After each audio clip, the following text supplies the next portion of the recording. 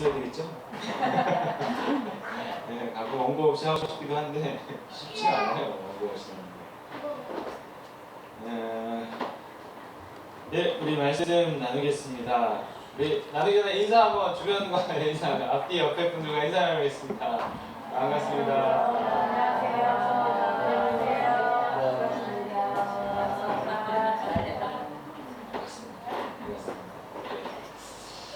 오늘 비가 올 듯 말 듯한데 오나요? 이번 주에 날씨가 좀 우중충해서 좀 이게 좀 깔아앉는 데가 없지 않았어요. 그래서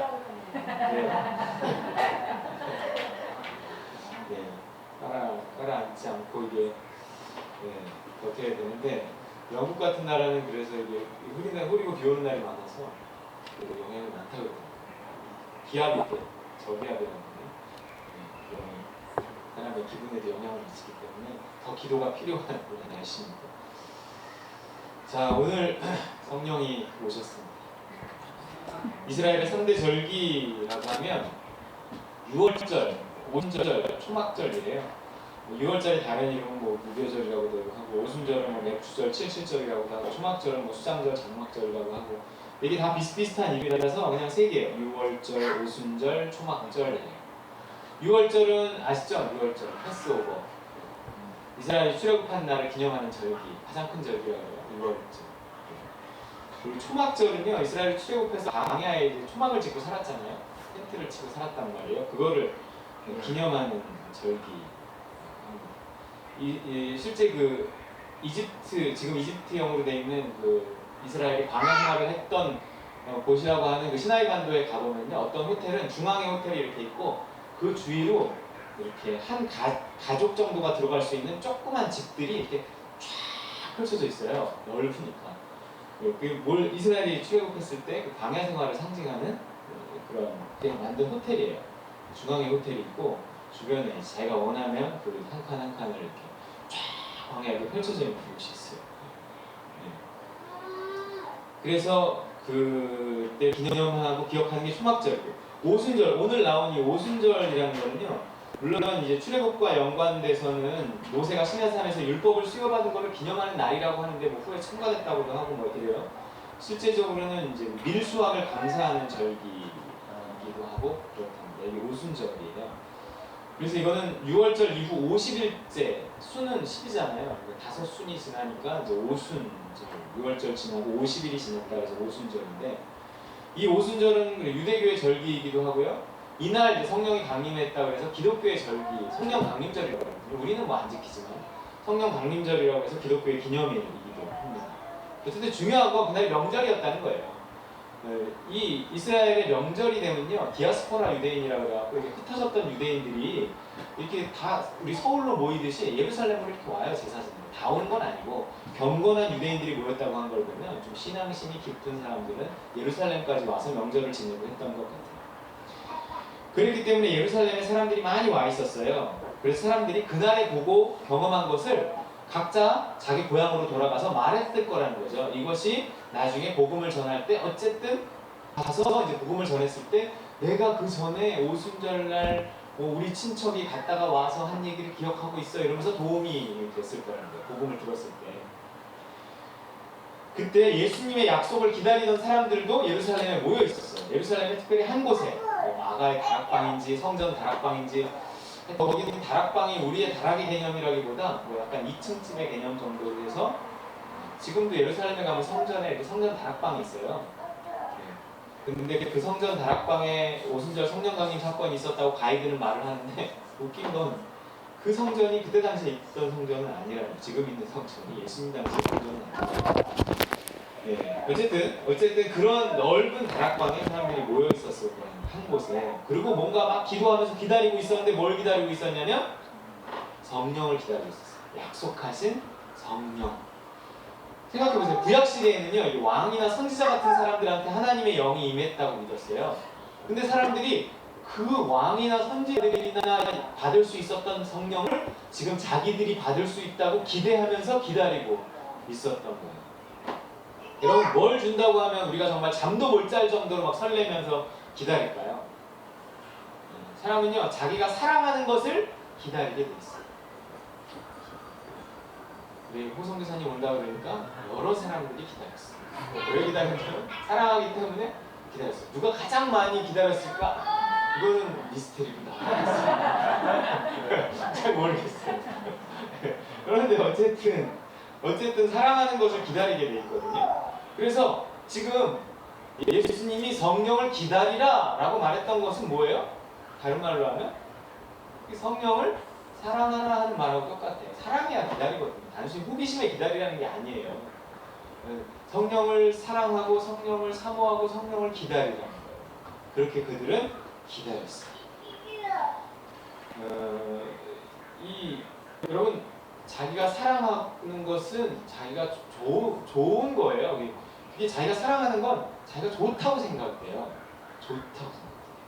돈을 사랑하면 돈을 좋은 것이라고 생각이 되고요. 그 사람을 사랑하면 그 사람은 좋은 것으로 생각이 들고 그래요. 성령을 사모한다는 건 성령을 사랑한다는 것이고 성령을 좋은 것이라고 생각한다는 거예요. 여러분, 우리의 생각 속에 성령은 좋은 것이다.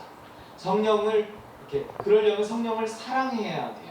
성령을 사랑하고 성령을 좋은 것이라고 생각하면 성령을 기다리고 사모하고 그러게 돼 있어요. 예수님은 그걸 우리에게 바라시는 거예요. 마태복음 7장 11절에 보면 이런 말씀이 있거든요. 마태는 예수님의 같은 말씀을 듣고 마태는 이렇게 기록했어요. 시작. 너희가 하나라도 좋은 것으로 자식에게 줄 줄 알거든 하물며 하늘에 계신 너희 아버지께서 구하는 자에게 좋은 것으로 주시게 하겠느냐. 하나님이 우리가 하나님께 무엇을 기도하든 간에 무엇을 구하든 간에 하나님은 우리에게 정말 주고 싶어하는 좋은 것이 있다는 거예요. 왜 우리 애들이 자꾸만 막 이렇게 막 불량식품 사달라 그러고 막 이러면 아니야, 그거보다 내가 더 좋은 거 사줄게. 그럼 우리 애들은 그걸 좋은 거라고 생각하진 않지만 우리는 어쨌든 더 비싸고 좋은 걸 사주고 싶어 하잖아. 야, 뭐 이딴 걸 먹으려고 그래. 우리 가갖고 뭐 이렇게 시키라 그러면 뭐 애들 이렇게 자기 좋아하는 거 시키지만 야, 그거 말고 이거 먹어. 여기는 이게 맛있어. 아이, 나 싫어. 나 이거 먹을래. 야, 너 여기 몰라서 그렇지. 여기는 그게 유명한 집이 아니야. 그게 유명한. 아, 나 싫어. 그러면 답답하잖아요. 그런 것처럼 하나님이 우리가 생각하는 좋은 것과 하나님이 생각하는 좋은 것과는 차이가 있어요. 그걸 맞춰가는 게 우리의 신앙인데 하나님이 생각하는 가장 좋은 것은 뭐예요? 우리가 악한 자라도 자식에게 좋은 것을 주고 싶어요. 자식에게 좋은 것을 주고 싶어 하잖아요. 근데 자식이 그 좋은 것을 좋은 것으로 못 알아보니까 답답해서 그렇지 좋은 걸 주고 싶어요. 근데 하나님이 우리에게 주고 싶어하는 좋은 것이 뭐예요? 그 뭘까요? 그래서 이 같은 본문을 가지고 예수님이 하셨던 같은 이야기를 가지고 누가복음을 한번 보자고요. 누가복음에는 이렇게 써 있어요. 같은 구절이에요. 그냥 시작. 너희가 할지라도 좋은 것을 자식에게 줄 줄 알거든 하물며 너희 하늘 아버지께서 구하는 자에게 성령을 주시지 않겠느냐 하시니. 아예 누가는 노골적으로 그 좋은 것을 뭐라 그래요? 성령 이렇게 나오는 거예요. 하나님이 생각하시기에 좋은 것은 뭐예요? 성령, 하나님이에요. 그래서 바울은 뭐라 그러냐면 내 이 질그릇에 보화를 담았다. 이 흙으로 만든 이 질그릇에 보화를 담았다. 그 보화가 뭐예요? 성령이에요. 질그릇 내 주머니에 뭐 돈 있다 이 뜻 아니에요. 내 통장에 돈 있다 이 뜻 아니고요. 내가 성령을 가졌다. 자, 성령을 가진 사람이 성령을 가지지 못하고 어마어마하게 많은 돈과 멋진 스포츠카를 끌고 다니는 걸 봐. 그러면 저 사람이 더 좋은 걸 가진 거예요? 내가 더 좋은 걸 가진 거예요? 물론 저 사람이 좋은 걸 가진 거예요. 우리는 보통 그렇게 생각을 한단 말이에요. 그러나 그게 안 부러울 때까지 우리가 이제 자라야 된다는 거죠. 네가 아무리 그래도 나는 성령을 가졌어. 근데 문제는 이런 사람들이에요. 성령도 가지고 스포츠카도 가진 사람. 성령도 가지고 돈도 가진 사람이 참 부러움의 대상일 수는 있지만 어쨌든 성령 없이 부만 소유했다고 해서 우리 절대 부러움의 대상이 되면 안 된다는 거예요. 우리는 하나님의 영을 좋은 것을 가졌어요. 마태도요, 좋은 것이라고 말할 때 성령이 많은 좋은 것 중에 하나라는 뜻으로 하진 않았을 거예요. 가장 좋은 것이라는 의미로 구하는 자에게 좋은 것으로 주시지 않겠느냐 이렇게 표현했습니다. 그럼 누구에게 주시는 거예요? 성령을 누구에게 주실까요? 성령은 구하는 사람에게 주세요.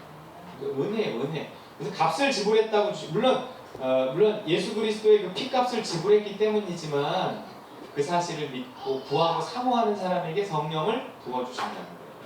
여러분 성령이 임할 때 우리 마음속에 느껴지는 기쁨과 평안과 설렘이 있어요. 이걸 날마다 경험하고 누려야 돼요. 이 사랑은 중독성이 있어요. 이 사랑의 중독성은 굉장히 대단한 중독성이에요. 세상에서 가장 마약보다 더 강한 중독성이 있는 건 사랑이에요. 여러분 그녀에게 중독되고 그놈에게 중독되면 벗어날 수가 없어요. 보기만 해도 좋거든요. 보기만 해도 다른 것에서 느껴지지 않는 그런 어떤 설렘이 있기 때문에 벗어날 수 없는 거예요. 사랑이라는 것이 그래요. 그래서 기도는 이런 거 없이 그냥 할 수 있는 게 아니잖아요. 기도할 때, 구할 때 임하시는 어떤 성령의 역사가 있어요. 성령의 충만함이 있을 때 그냥 충만함이 아니라 이것은 사랑의 충만함이에요. 그래서 정말 그거를 경험한 사람은 기도하지 않을 수가 없는 거예요. 기도를 통해 부으시는 하나님의 은혜가 있거든. 사랑이 있거든. 그 사랑이 가져오는 기쁨이 있거든. 그러니까 기도하지 않을 수 없는 거예요. 이런 것 없이 기도하면 굉장히 지루하고요. 기도는 굉장히 힘들고 노동이 돼요. 여러분 성령에 중독되시기 바랍니다. 하나님의 사랑에 중독되세요. 다른 것에 중독보다 훨씬 많아요. 모든 중독은요 사람을 아프게 하고 결국 사람을 망가뜨리고 죽게 해요. 하지만 하나님의 사랑에 중독되면 영생이라는 거예요. 사랑에 중독되면 영생을 얻어요. 김재동이요 어떤 집회에서 이런 얘기를 하더라고요. 한 여자가 하나님한테 영생을 달라고 기도했대요. 그래서 하나님이 나타나서 그 여자에게 영생을 줬대요. 근데 그 여자가 자기가 영생할 걸 생각하니까 이 얼굴로 영생하기는 좀 곤란할 것 같아요.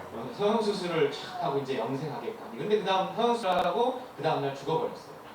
이 여자가 너무 황당해서 하나님 앞에 가고 따졌어요. 하나님 나한테 영생을 주셨다고 하지 않았습니까? 그런데 왜 내가 죽었습니까?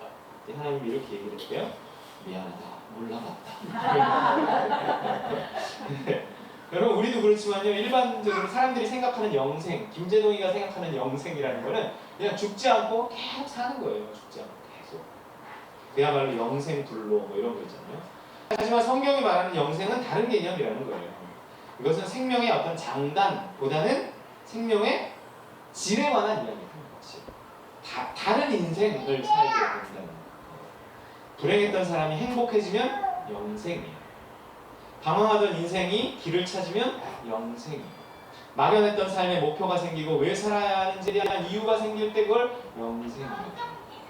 우리 호 선교사님이 여기 있을 때보다 거기 갈 때, 혼자 할 때보다 누군가가 사랑하는 사람을 만났을 때, 뭔가 이렇게 길을 찾고 사랑하는 사람을 만나고 이제 내 인생이 어디를 향해 가는가, 뭔가 이렇게 좀 느껴지면 삶이 훨씬 더 행복해질 거예요. 그죠? 거기 뭔가 소망이 더해지고 사랑이 더해지고 이러면 삶은 훨씬 더 행복해져요. 그게 뭐에 따라서 오는 거냐면 믿음에 따라서 믿음을 가지고 믿음을 따라 선택하다 보면 그 삶에 소망이 생기고 사랑이 임하고 그래요. 그러면 그 삶이 행복한 삶이 되는 거예요. 하나님의 나라가 되는 거예요. 사랑이 있는 곳에 영생이 있습니다. 그래서 우리는 평생 내 인생을 바꿔줄 그 사랑을 찾아가는 거예요. 내 남편이 해줄까? 내 자식이 해줄까? 아니면 어떤 다른 놈이 나타나서 내 인생을 바꿔줄 수 있을까? 여러분 하나님의 사랑뿐인 줄 믿으시기 바랍니다. 네. 사람의 사랑은요 그 하나님의 사랑 안에서의 사람의 사랑이죠. 사람의 사랑만으로는 한계가 있어요. 정말 죽고 못 살 것 같아도 조금만 지나면 금방 한계가 오는 게 사람의 사랑입니다. 하나님의 사랑 안에서 사람도 사랑해야 그 사랑이 또 오래 갈 수 있는 거죠. 하나님의 사랑 없이 사랑할 수가 없어요. 내 인생에 생각지 않은 큰 돈이 들어오면 삶의 변화가 와요. 그 영향력이 상당해서요. 우린 그 돈에 큰 기대를 해요. 하지만 돈 좀 벌어본 사람들은 알아요. 그게 생각 같지 않다는 거예요. 돈이 가져다주는 행복이라는 거예요. 여러분 사랑이에요. 사랑. 하나님의 사랑. 그 사랑 주시려고 예수님도 죽으신 거고 성령님도 오신 거예요. 하나님의 사랑 없이 우리는 행복할 수가 없어요. 자 그렇다면 사랑이란 그냥 내면적인 어떤 경험일 뿐일까요? 하나님의 사랑이 부어진다는 건 내 내면적으로만 행복하고 내 뭐 삶의 어떤 환경이나 여건은 그냥 그대로 있는 걸까요? 그렇지 않다는 거예요. 여러분 사랑이 내면적만 하는 걸 본 적이 있나요? 우리 엄마 아빠가 우리 한나 선교사님을 사랑하는데 그냥 내면적으로만 사랑하고 기도도 안 해주고 돈도 안 보내주고 뭐 이럴까요? 안 그렇단 말이에요. 그 멀리 있는데도 어떻게든 뭔가를 해줄 수 없을까를 생각하게 되는 게 사랑이라는 거예요. 사랑은요 기초예요. 사랑은 제일 먼저 앞서. 그래서 그 사랑이라는 기초 위에 모든 눈에 보이는 것들이 쌓여요. 다 보이는 것들이 다 사랑이에요. 그 사랑이 앞장서 가면 나머지 모든 것이 이렇게 다 끌려와요. 그것이 사랑이 있으면 다 하는 거죠. 하나님의 사랑은 하나님의 사랑만 부어주시는 것이 아니라 그 사랑과 더불어서 하나님을 표현할 수 있는 모든 것, 줄 수 있는 모든 것을 다 주고 싶어하는 것이 하나님의 사랑입니다. 사랑이 있으면 다 할 뿐만 아니라 더하고 그게 사랑이에요. 그래서 로마서 8장 32절에 하나님의 사랑에 대해서 어떻게 표현하고 있어요? 시작. 자녀를 아끼게 아니하시고 우리 모든 사람을 위하여 내어주십니다. 어찌 그 아들과 함께 모든 것을 우리에게 주시지 아니하겠느냐. 할렐루야. 네. 왜 아들과 함께 모든 것을 주신다는 거예요. 하나님의 사랑을 아들을 통해 표현했어요. 그럼 그게 얼마나 큰 사랑이에요. 자기 아들의 목숨을 내줄 만한 사랑이에요. 그럼 그 나머지 모든 것을 주시지 않겠느냐는 거죠. 아들을 주신 분이요 성령을 주시고요, 성령을 주신 분이 사랑을 주시고, 사랑을 주신 분이 모든 것을 더하여 주시는 겁니다. 할렐루야. 믿어져야 되거든요. 도대체 사랑하는 사람한테 아낄 게 뭐가 있어요? 안 준다면 그건 대부분 못 주는 거예요. 주면 해로울까 봐. 우리에게 돈은 뭐 건강도 대부분 그런 차원에서 주시거나 주시지 않거나 하시는 것이 그냥 아까워서 안 주는 거 없어요.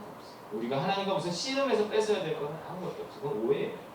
성령이요 하나님의 사랑을 우리에게 부어주신다는 구절도 로마서 9절이거든요. 로마서 5장 5절 시작. 우리에게 주신 성령으로 말미암아 하나님의 사랑이 우리 마음에 부은 바 됨이니. 성령을 통해서 하나님이 무슨 일을 하시는 거예요? 하나님의 사랑을 부어주시는 거예요. 여러분 성령을 왜 받았어요? 하나님의 사랑을 받기 위해서. 예수 그리스도 없이 성령이 오실 수 없고, 성령이 없이 하나님의 사랑이 우리에게 올 수 없어요. 그래서 예수님이 죽으신 거고 성령이 오신 거예요. 난 그래도 할 거야. 다시 말해서 성령이 아니면 우리는 하나님의 사랑을 피부로 느낄 수 없다는 얘기예요. 사랑은 성령이 아니면 사랑은 그냥 늘 이론이에요. 늘 어떤 미래 천국에 가면 뭐 느낄 수 있겠지. 하지만 그 천국에 가서나 만날 수 있는 하나님, 받을 수 있는 하나님의 사랑을, 그 아직을 우리에게 임의로 만들어주시는 분이 있어요. 그게 누구예요? 그게 성령이에요. 성령이 하시는 사역은 아직을 임의로 만드는 거예요. 예수 그리스도가 이미 이루어 놓으신 것을 우리에게 실제가 되게 하십니다. 하나님의 나라로 만드는 것은 하나님이고요. 그러니까 하나님의 나라잖아요. 그분의 사랑이에요. 하나님의 사랑이, 하나님이 없는 하나님의 나라도 생각할 수 없지만 하나님의 사랑이 없는 하나님의 나라도 생각할 수 없어요. 하나님의 사랑이 없는 천국인 이유는 하나님이 계시고 그분의 사랑이 있기 때문에. 그래서 우리 삶을 천국으로 만드는 것도 그 미래의 하나님의 사랑을 오늘 우리에게 부어주시는 성령의 역사가 있기 때문에 그렇습니다. 물론 예수님이 우리 통장에 돈 넣어주시지만 성령님이 그 통장의 돈을 끄집어내다가 쓰시는 거예요. 예수님 없이는 아무런 사랑도 얻을 수 없어요. 근데 예수님만 있다고 그 사랑을 오늘 누릴 수 있는 건 아니에요. 예수님이 계시고 성령님이 있어야 예수님께서 이루어 놓으신, 통장에 넣어 놓으신 그 하나님의 사랑을 오늘 끄집어내다가 쓸 수 있는 것입니다. 복음을 복음되게 하는 것이 십자가, 성령이에요. 십자가 없이요 성령도 없어요. 그렇지만 성령이 없이는 십자가로 이루어 놓으신 그 구원이 나에게 적용되지 않습니다. 십자가와 성령으로 우리는 구원받는 거예요. 그래서 지금 공생의 3년간 성령을 주시지 않았던 예수님이 부활하신 이후에 성령을 주시고 있습니다. 십자가 이후의 성령이거든요. 성령은 무엇보다 사랑의 영이에요. 십자가 그 사랑을 우리에게 전달해 주시고 그 사랑을 누리고 전할 수 있게 하시는 분이 성령의 역사예요. 여러분 우리의 삶을요 이전과 이후로 나눌 수 있는 것이 사랑이에요. 사랑. 여러분 하나님의 사랑을 받기 이전과 사랑을 받은 이후예요. 물론 우리가 삶의 어떤 순간에서 이전과 이후를 나눌 수 있는 게 뭐 취업을 했을 때, 학교를 갔을 때 뭐 이러지만 가장 기억에 남는 것은 사랑했을 때, 그녀를 만났을 때, 아이를 낳았을 때 정말 그게 이전과 이후를 구분하거든요. 사람의 사랑도 이전과 이후를 구분하는데 우리 인생이 정말 이전과 이후를 구분하는 건 뭐가 돼야 돼요? 하나님의 사랑이라는 거예요. 그 사랑을 부어주시는 분이 성령이에요. 그 성령을 오실 수 있게 하신 분이 예수님이에요. 예수님의 십자가 사건이 왜 중요하냐면 우리의 죄사함을 위해서. 죄사함이 왜 중요하냐면 죄 없는 하나님의 영이 들어오시기 위해서요. 그럼 하나님의 영이 왜 들어오는 게 왜 중요하냐면 하나님의 사랑을 오늘 부어서 오늘 우리의 삶을 천국으로 만들고 천국같이 살다가 천국에 이르게 하기 위해서요. 그래서 우리는요 예수님의 십자가 사건을 붙들고 기다려야 돼요. 십자가 없이 성령이 없으니까 성령을 사모해야 돼요. 예수님의 이름. 하나님의 사랑이 성령으로 말미암아 오늘도 부어지기를 바래요. 그 사랑으로 내 영이 채워지잖아요. 그럼 행복해지고요. 그 행복을 가지고 뭘 하는 거예요? 성령이 우리에게 하나님의 사랑을 부어서 내가 예수 그리스도의 십자가 붙잡고 나를 십자가에 못 박고 그리고 내가 그리스도와 함께 살아나기를 원한다고 사모하고 그래서 성령께서 나에게 하나님의 사랑을 부어서 내가 살아났어. 그러면 내가 그 하나님의 사랑을 힘입어서 내가 기쁨으로 살아났어. 그러면 뭘 전도하는 걸까요? 착한 일 하는 걸까요? 아니에요. 보니까 그냥 사는 거죠. 사는 거예요. 여러분, 성령이 우리를 위해서 무슨 일을 하는가? 살아가게 하는 거예요. 그래서 행복하게 일하고 행복하게 공부하고 행복하게 말하고 행복하게 더불어서 살아가게 하는 일을 성령이 하시더라고요. 여러분, 우리가 사랑하는 사람을 위해서 무슨 일을 하는가를 보는데요. 사랑하는 사람을 위해서 뭐 특별한 몇 가지 일만 해주는 걸까요? 아니에요. 연아 엄마가 우리 연아와 연우를 위해서 무엇을 하는가를 보면 돼요. 아이들을 위해서 뭘 해주는 거죠? 네, 우리는 날 잡아서 특별하게 선물 하나 해주고 특별하게 볼 때는 안아주고 이러죠. 우리 연우 엄마, 연우 아빠는요 모든 걸 해주는 거예요. 그렇잖아요. 우리 그렇게 아이들을 키웠잖아요. 네, 아빠 찾잖아요. 우리 그 집에 갔는데 연아가 방에서 이렇게 침대에서 쿵 하고 떨어졌어요. 연아 아빠가 초속 100kg. 그 큰 몸치 이렇게 빨리 날아갔어요. 정말 날아갔어. 저가! 그래서 저 공중에 앉았었나?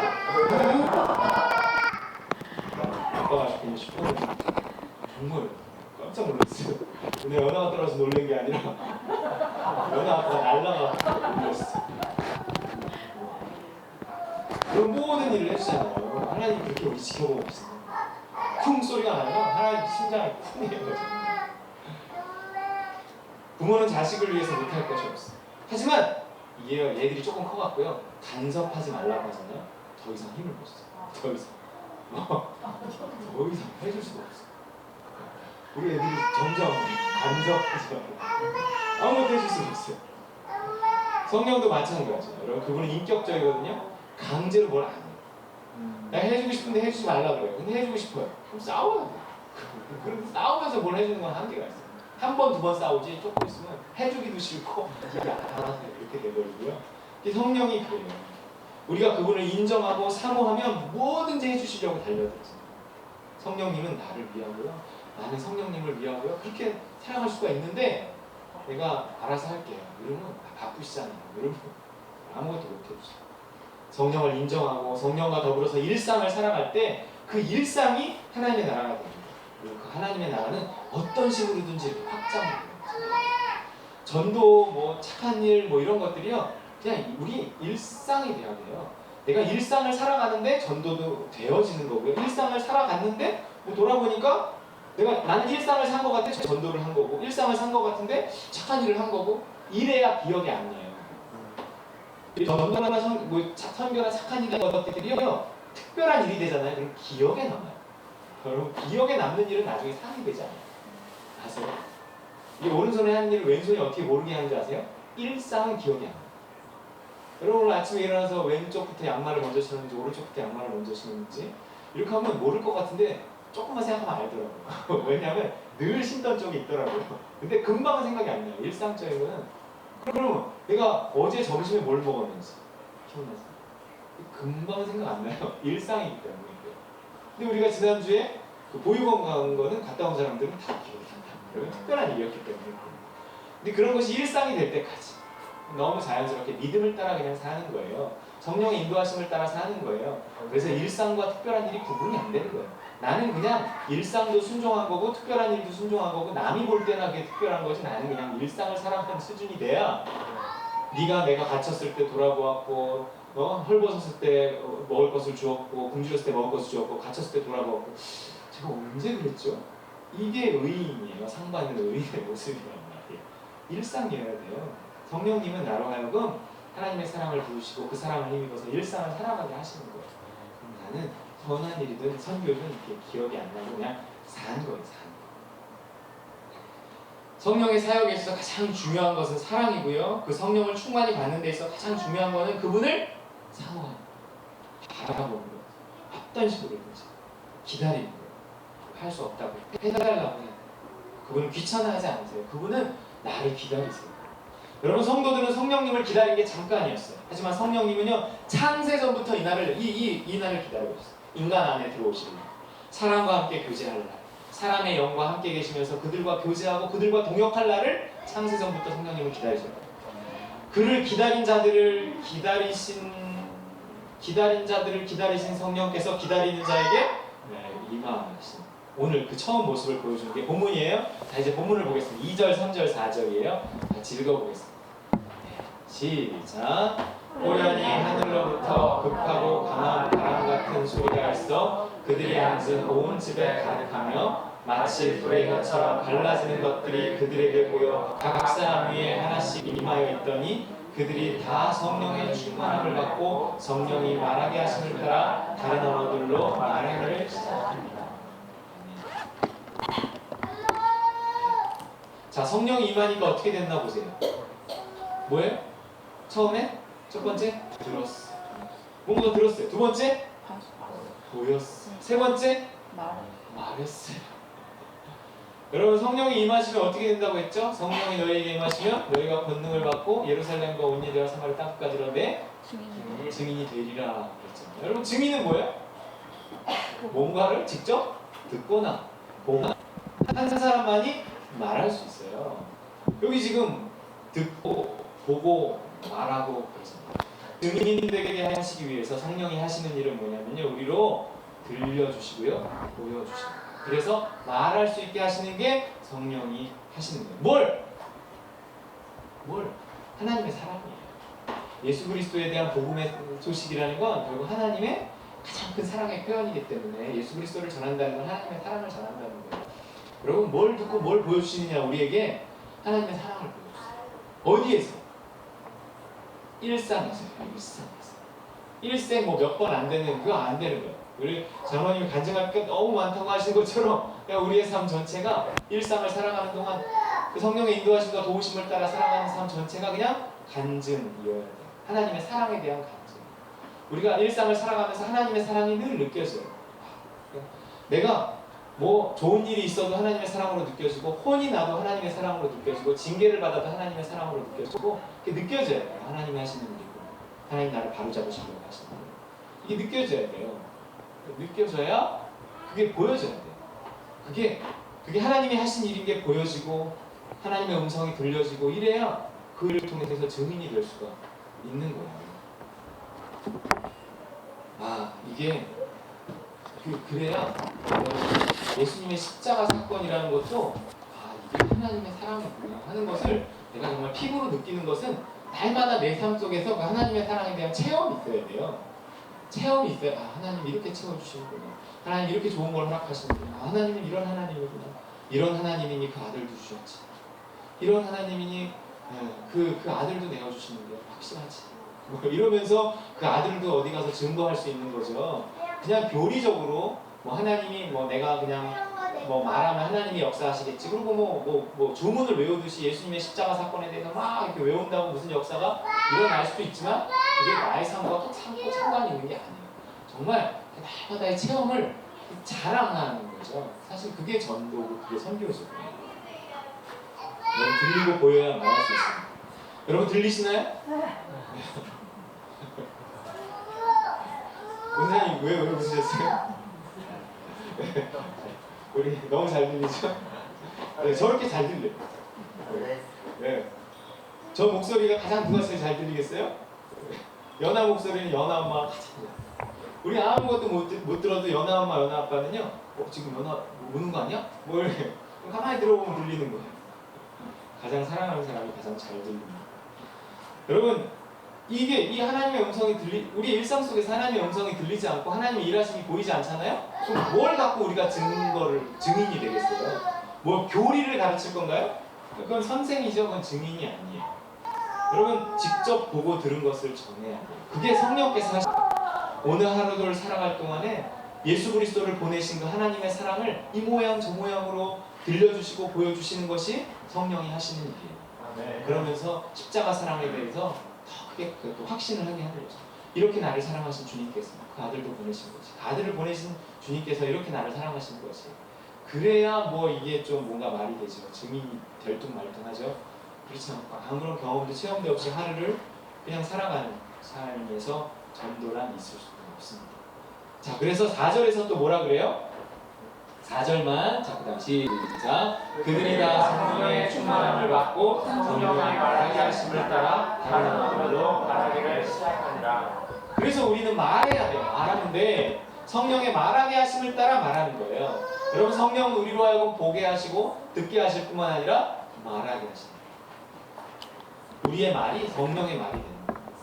여러분, 야고보서에 이런 말씀이 있어요. 읽어볼게요. 시작.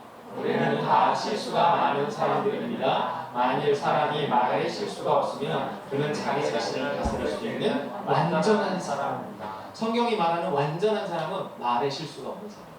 그렇다고 말에 실수가 없기 위해서 아무 말도 안 해. 그거는 아무 말도 안 하기 때문에 맨날 실수하는 거예요. 가만히 있으면 중간이라도 하는데 그 중간은 온전한 게 아니에요. 말을 해야 돼요. 안 하는 것까지는 하는 게 낫다고 생각해요. 자꾸 실수하는데요. 그래야 내가 부족하다는 것이 드러나고 하나님한테 엎드려 기도하고 막 울고 이러죠. 실수를 하고 부족한 게 드러나야 돼요. 네. 여러분, 무슨 수로 우리의 말을 다스릴 수 있을까요? 그분만이 완벽히 말할 수 있는 분이셔요. 그러니까 내가 죽고 예수가 나를 통해 말해야 돼요. 여러분, 완전한 사람이라는 건 완전히 죽어서 완전한 분을 드러낼 수 있는 사람이지 그 자신이 완전해진다? 그런 건 세상에 없는 거예요. 그런데 그 사람이 죽은 것, 그 사람에게서 예수가 드러나는 것을 제일 먼저 뭘로 알 수 있는가? 말을 알 수 있는 말 들어보면 그 사람이 얼마나 죽은 사람인가, 그 사람이 얼마나 예수가 살아난 사람인가, 말을 들어보면 말이 가장 쉽거든요. 여러분, 병상에 누워서도 하는 게 말이에요. 죽기 직전까지 할 수 있는 게 말이에요. 그 유언, 죽기 직전까지 말하세요. 정말 영화에서 나 보면 막 말을 막 하다가 사람이 다 죽어. 근데 그럴 수 없을 것 같은데 실제로 그렇다고 해요. 실제 죽는 사람들은 죽는 그 순간까지 말하다가 죽어요. 그만큼 말이라는 건 정말 어떤 의미에서 쉬운 거예요. 네. 말은요, 그 한마디 한마디가 선택에 의해서 나오는 거거든요. 선택은 믿음으로 하는 거잖아요. 여러분, 순간적으로 성령의 인도를 받아서 믿음을 가지고 한 단어 한 단어 선택해야 하는 게 말이기 때문에 가장 쉽지만 가장 어려운 게, 그래서 말에 있어서 죽을 수 있다, 말에 있어서 부활할 수 있다면, 말에 있어서 실수가 없다면 그 사람은